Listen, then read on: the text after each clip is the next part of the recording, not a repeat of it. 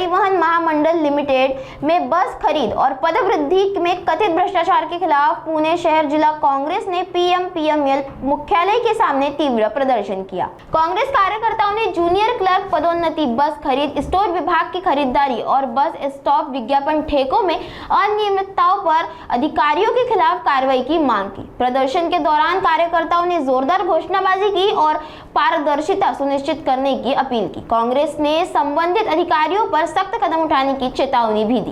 काही होताना दिसत नाहीये, काय नेमकी मागणी आहे? आपल्याला कल्पना असेल, ज्या वेळेला पुणे महानगरपालिकेच्या निवडणुका चालू असताना, आचारसंहिता लागू असताना याच पीएमपीएलचे अधिकारी देवरे साहेबांनी त्यावेळेला ही बढतीचा कार्यक्रम करून प्रत्येक सेवकाकडनं 5-5, 7-7 लाख रुपये घेऊन जो ट्रॅफिक वॉर्डन असेल किंवा वर्कशॉपमध्ये काम करत असेल त्याला डायरेक्ट क्लार्क केलंय, कोणाला मेकॅनिकल इंजिनियरची पोस्ट असतील तिथपर्यंत टाकलंय।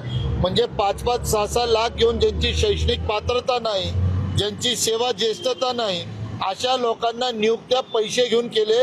हेच देवरे यांची मिसेस भारतीय जनता पक्षाच्या पदाधिकारी आहेत, महिला विंगच्या प्रमुख आहेत महाराष्ट्र राज्याचे, आणि त्यांना पाठीशी घालताय कोणतं? देवेंद्रजी फडणवीस साहेब हे त्यांना पाठीशी घालतायत। आम्ही आचारसंहितेच्या वेळेला पत्र दिलं होतं, त्याही वेळेला सांगितलं परत 500 बसेस भाड्यावर घेतले, ते बसेस भाड्यावर घ्यायचं कुठलंही प्रावधान कुठलाही बोर्ड ऑफ डायरेक्टर्स मध्ये ठराव नसताना, बोर्ड ऑफ डायरेक्टर्स मध्ये इतर डायरेक्टर्स म्हणजे दोन्ही महापालिकेचे आयुक्त, स्थायी समितीचे अध्यक्ष, त्यानंतर आयुक्त कुणालाही न विचारता 84 रुपयांनी ठरलेलं पर किलोमीटरचं 500 बसेस यांनी 91 रुपयांनी घेतलं, कुणालाही न विचारता।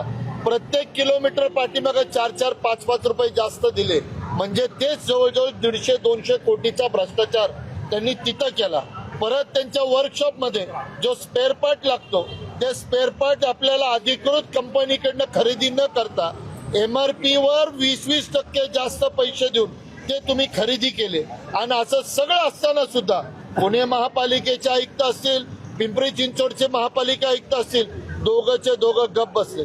आम्ही मुख्य सभेमध्ये सुद्धा प्रश्न विचारला की याच्यावर चौकशी झाली पाहिजे। त्याबरोबर आपले अतिरिक्त आयुक्त पृथ्वीराज साहेब त्यांनी काहीतरी चौकशी केली, पण अहवाल कुणाला द्यायला तयार नाही, अहवाल कुणावर द्यायचा नाही, कारवाई कुणावर करायची नाही।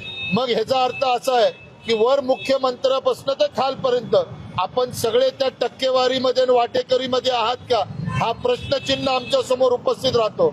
आणि आम्ही आंदोलन करण्याचं तुम्हाला 9 तारखेला पत्र दिलं होतं। आज बोर्ड ऑफ डायरेक्टरची 12 तारखेला मीटिंग असताना आज अचानक बोर्ड ऑफ डायरेक्टरची मीटिंग का कॅन्सल केली? आज त्या देवरेंचा अचानक काल रात्री बदली का केली? कुठेतरी शिंकतीये हे आमच्या लक्षात येतंय। आणि पुणे शहराच्या करदात्याचा पैसा ज्या पद्धतीने लुटला जातोय, भारतीय जनता पक्षाच्या नेतृत्वात असणारं हे पीएमपीएल, या देवरेंवर फौजदारी कारवाई झाली पाहिजे। जे अधिकारी आणि जे पदाधिकारी त्यांना जर वाचवत असतील तर त्यांच्यावर सुद्धा तीच पद्धतीची कारवाई झाली पाहिजे, ही आमची मागणी। पण जे काही पदोन्नती किंवा ज्या लोकांना प्रमोशन देण्यात आलेलं आहे त्या लोकांना त्या सगळ्या भरतीला स्थगिती देण्यात यावी अशी मागणी करतात। त्या लोकांनी कोर्टात गेले, कोर्टांनी त्यांना स्टे म्हणण्यापुरता 18 तारखेपर्यंतचा स्टे दिलाय।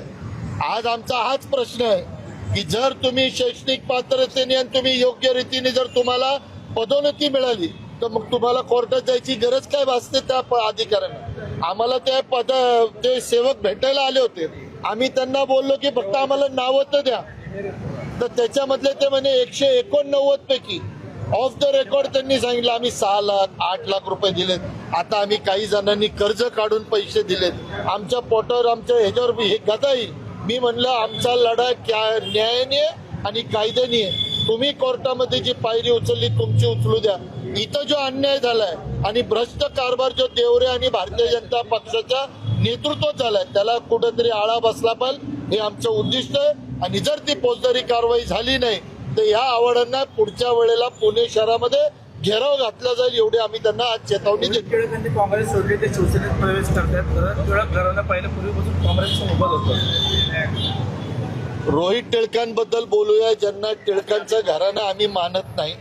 रोहित टिळकांना आम्ही व्यक्तिगत मानतो आणि आपल्याला कल्पना असेल जर काँग्रेसमध्ये तुम्हाला असायचं असेल तर काँग्रेसची विचारधारा त्याच्याशी आपण बांधील असले पाहिजे.